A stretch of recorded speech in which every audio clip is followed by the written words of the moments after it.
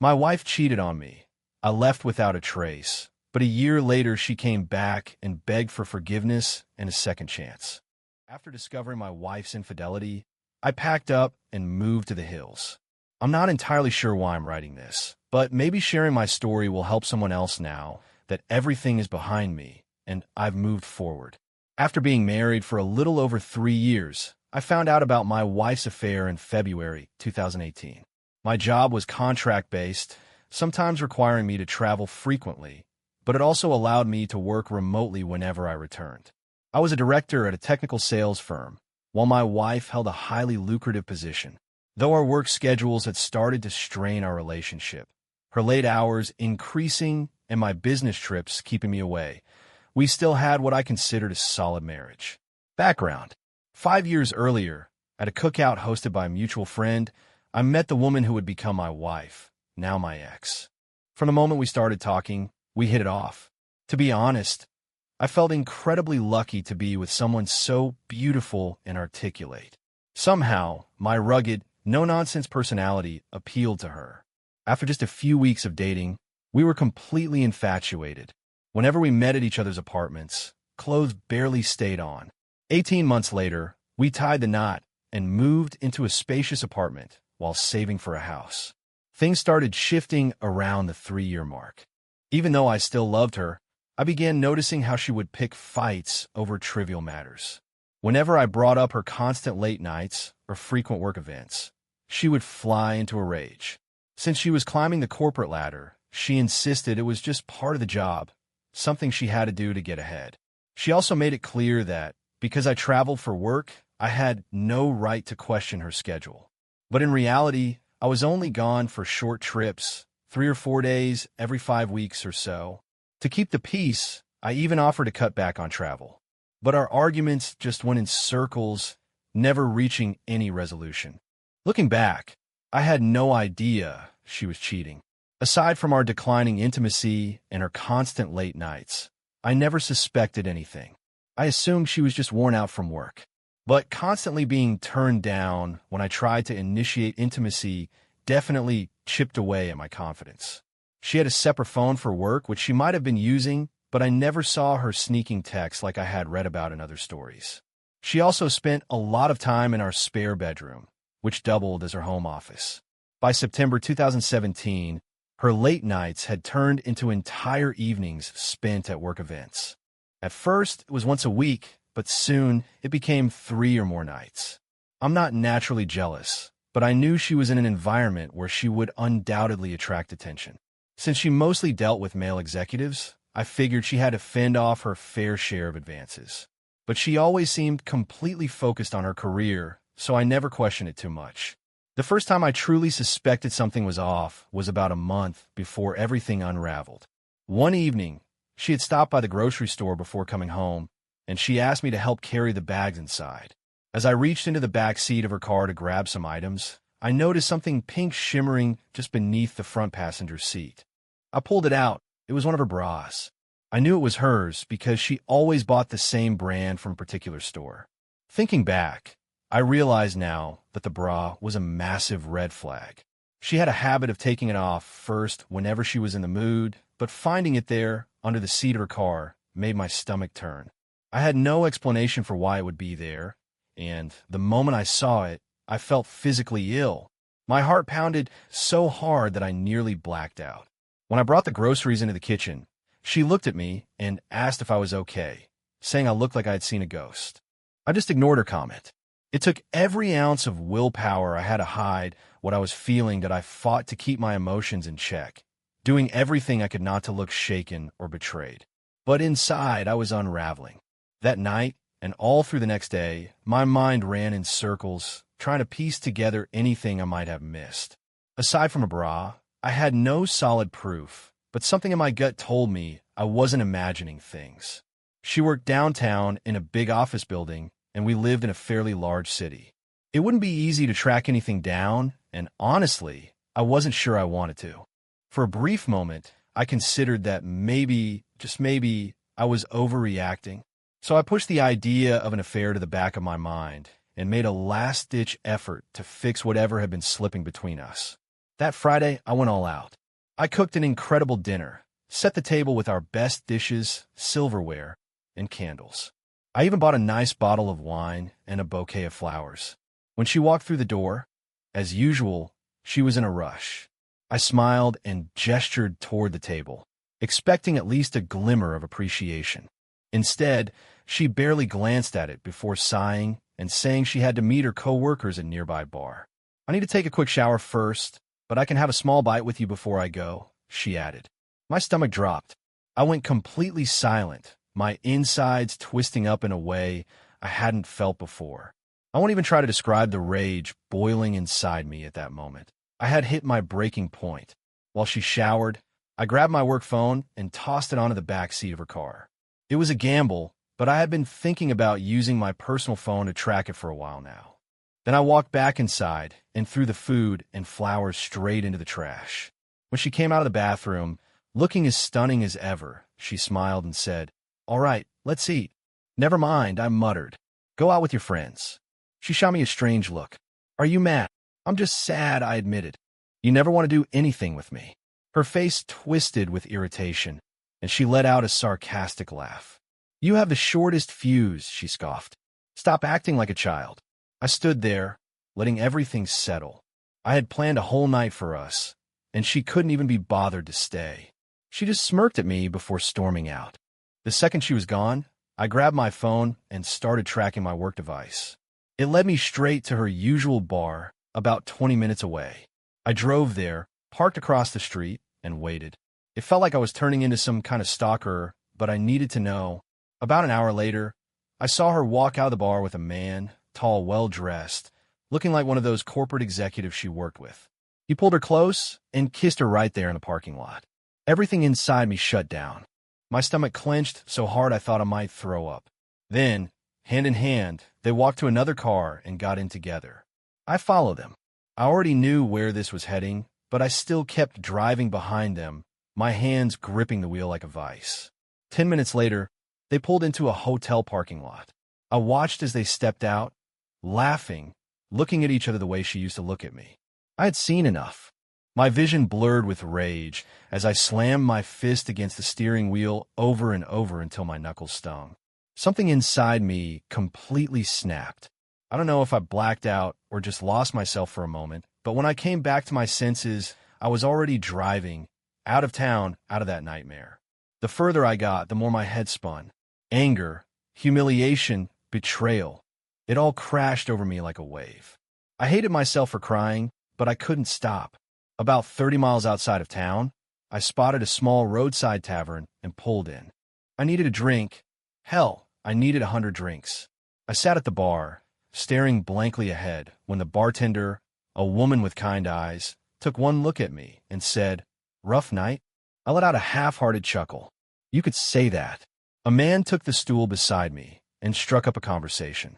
Normally, I wouldn't have been in the mood, but something about him put me at ease. Eventually, I told him everything. After listening quietly, he clapped a hand on my back and said, "You're not alone, buddy. Been there myself a few years back." He took a sip of his drink and sighed. "Look, I won't sugarcoat it. This part sucks. But you've got two choices. You can let this wreck you, or you can turn it into something better. From here on out, it's all up to you." For some reason, his words cut through my haze. Yeah, I was broken, but I wasn't completely gone. Not yet. His name was Ree, and for the first time that night, I felt like I wasn't drowning alone, that I knew I couldn't just walk away without a plan. So I started preparing in secret. I didn't want her to have any clue what I was up to, not until I was already gone. I took my time moving small things out of the house, piece by piece, loading them into my car when she wasn't around. Important documents, clothes, a few sentimental items, things she wouldn't immediately notice missing. I didn't know what my next steps would be beyond leaving, but I knew I had to act soon before I lost my nerve. Kathy, for her part, remained oblivious. She had settled into her routine of coming home late, offering half-hearted excuses, and acting irritated any time I so much as looked at her the wrong way. I had given up trying to get a confession out of her. The way she dodged my questions, rolled her eyes, and dismissed me with a sarcastic tone told me everything I needed to know. She didn't respect me, didn't even see me as a real obstacle in her new life. That realization burned more than anything. One evening, after she had rushed off to another hangout with coworkers, I sat in the living room, staring at the walls of the house we had built together. Every corner held a memory, but instead of feeling nostalgic, I felt disgusted. This wasn't my home anymore. It was just a place where I happened to live. I didn't want to be here when she came back. I grabbed a duffel bag I had packed earlier and left, not bothering to send a text or leave a note.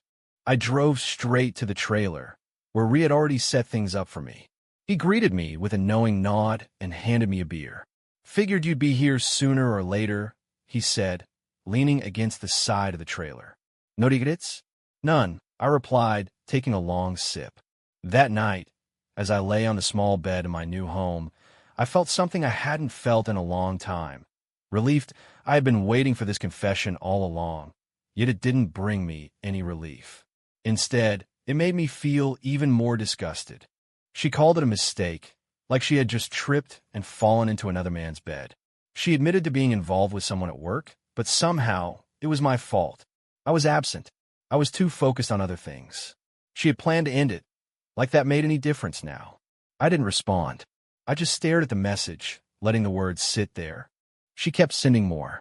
"Are you really just going to ignore me? Can we talk like adults? You're being ridiculous. At least face me." And then, finally, "Fine.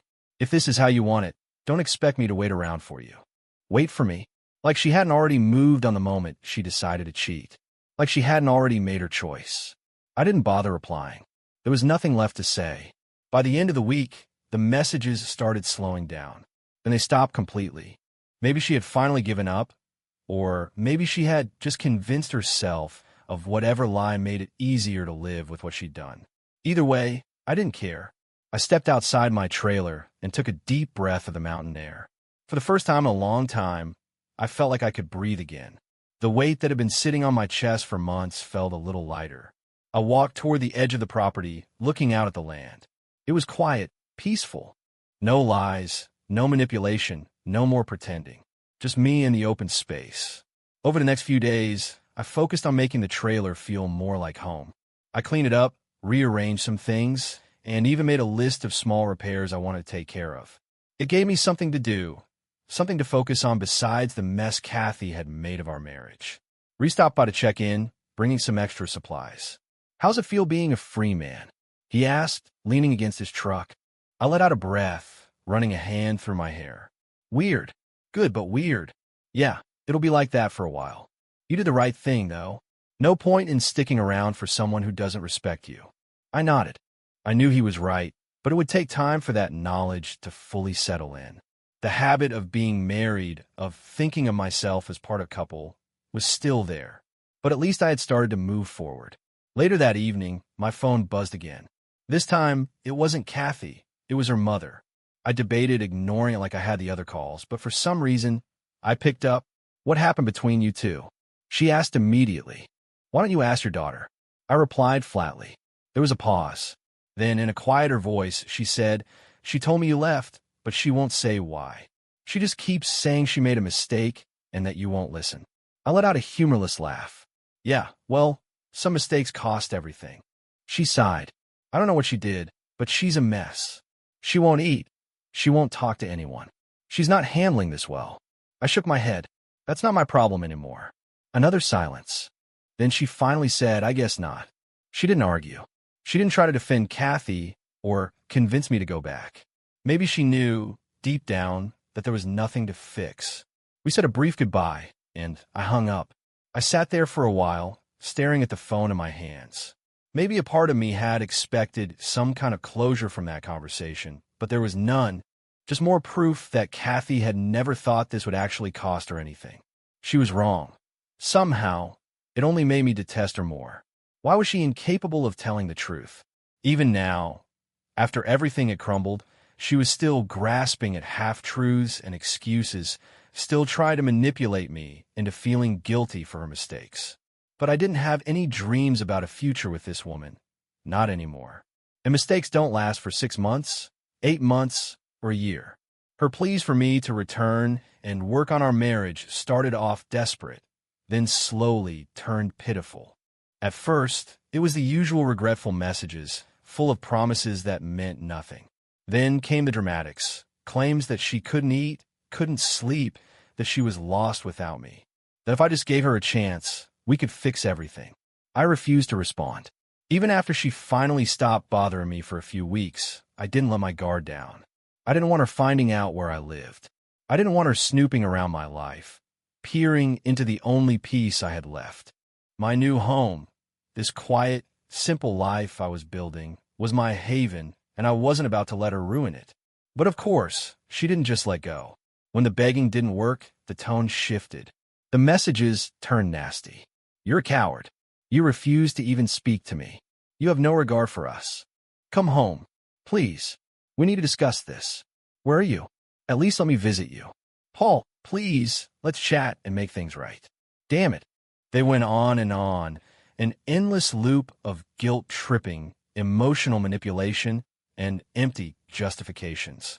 I don't remember all the texts, but they all felt the same. Insincere, desperate, and devoid of any real remorse. I let them go in one ear and out the other. After a while, I changed my phone number. It was the last step in completely shutting her out. Update, June 2018. I received an email from Kathy. She finally gave up on the texts and went for the last card she had left, divorce. I've hired a lawyer, and I'm going to file for divorce. That was all it said. No more dramatic pleas, no more insults, just that. I read it, took a deep breath, and typed out a simple response. Okay, that sounds good. That should have been the end of it, but of course, it wasn't. Instead, my inbox was flooded with emails. Can we at least meet and talk? This doesn't have to be messy. I just need some closure. Please, let's discuss this in person. I didn't respond to any of them. Eventually, she sent one final message. If you agree to an uncontested divorce, I'll stop bothering you. I agreed immediately. I didn't need money, I didn't want to drag this out, and I sure as hell wasn't going to waste more of my life entangled with her. The second I signed those papers, I was free. A few months later, after moving out of our apartment and cutting the last remaining ties, I realized something strange. I felt nothing. No sadness, no anger, no relief. Just nothing. She seemed to care about that finality more than I did, even though neither of us had any closure. For a while, I would still think about her from time to time. Grief came in sudden waves, like when I heard a song we used to enjoy, or when I stumbled across something she had given me.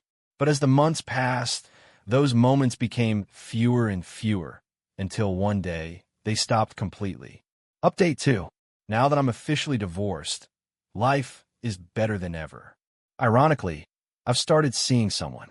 She's a wonderful girl who lives just down the hill from my property. We met by accident while I was out running on the trail. I helped her change a flat tire, and we hit it off instantly. She's a few years younger than me, but she's sharp, funny, and full of life. She calls me her mountain man and says she loves my way of living. I'm not in a rush to commit again, but I also don't plan to swear off women entirely. As for my trailer, I have no intention of leaving it anytime soon. The simplicity of this life suits me. Out here, under the open sky, I feel more at peace than I ever did in that suffocating marriage. People deal with betrayal in different ways.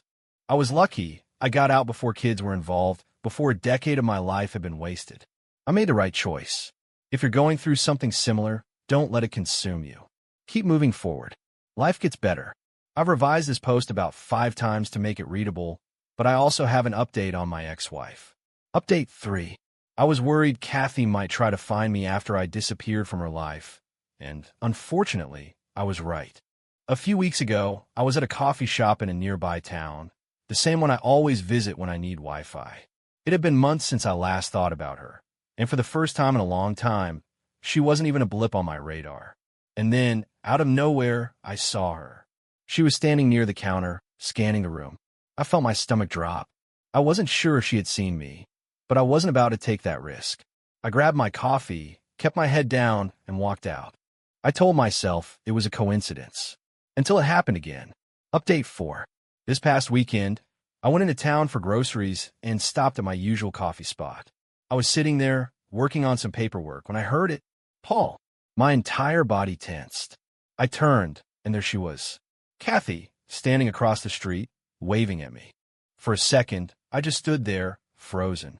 She hurried toward me, smiling like we were old friends reuniting. And when she got close, she did something that made my stomach churn.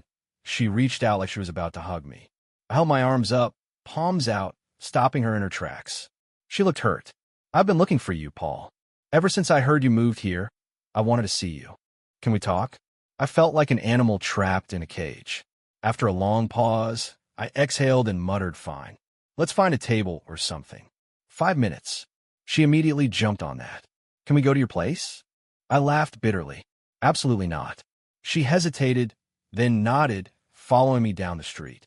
We ended up sitting on a bench outside a small store. She started with pleasantries, commenting on how much I had changed, how she liked my new look. I didn't respond. I just waited, because I knew the real reason she was here. And I was ready for it. Continue to fight for you. I will do whatever it takes to prove to you that I am not that woman anymore. I don't expect you to believe me right now, but I'm asking for a chance, a real chance, to make this right. I sighed and shook my head. Kathy, you can't erase the past. What you did, it wasn't just a mistake. It was a choice, over and over again. You lied, you deceived me, and now you want to rewrite history just because you regret it? That's not how this works. Her grip on my hands tightened. I know I can't undo what happened. But Paul, I've changed. I lost everything because of what I did. I don't have my job, I don't have my friends, and I certainly don't have you. I have spent every day regretting my actions. I could see the desperation in her eyes, but I wasn't sure if it was because she truly loved me or because she couldn't handle the consequences of her own actions. Maybe both. Either way, it wasn't my responsibility to fix her. I pulled my hands away. You need to understand something, Kathy. I'm not the same man you left behind. That man died the night you betrayed him. The person standing in front of you now, he's someone different, and that man doesn't need you. Her face crumbled. She took a step back, as if physically struck by my words. For a moment, she didn't say anything, just stared at me with a look of pure devastation. Then, she straightened up, wiped her eyes, and took a deep breath. I won't give up on us, she whispered. Not yet. I didn't respond. I just turned and walked to my truck, leaving her standing there under the dim glow of the streetlight. I heard her muffled sobs as I climbed into the driver's seat, but I didn't look back. As I drove home, I felt a strange sense of peace wash over me. I'd spent so long carrying the weight of what she did, but in that moment, I realized something. I was free, truly free, and no amount of apologies, tears, or desperate promises could ever change that. Her persistence only solidified my resolve. I had given her more chances than she deserved, more than I could even count. Every time she reached out, I kept telling myself that I was just giving her a chance to show me she had changed. But no matter what she said, no matter how much regret she expressed, it always felt hollow. After reading her email again, I realized just how much she was trying to manipulate the situation. She wanted to rewrite our history, just like she had tried to rewrite our future. But I had learned something crucial during our time apart. I couldn't let her control my peace anymore. I didn't want her back. Not now, not ever. I spent the next few days reflecting, feeling the weight of the past year lifting off me bit by bit.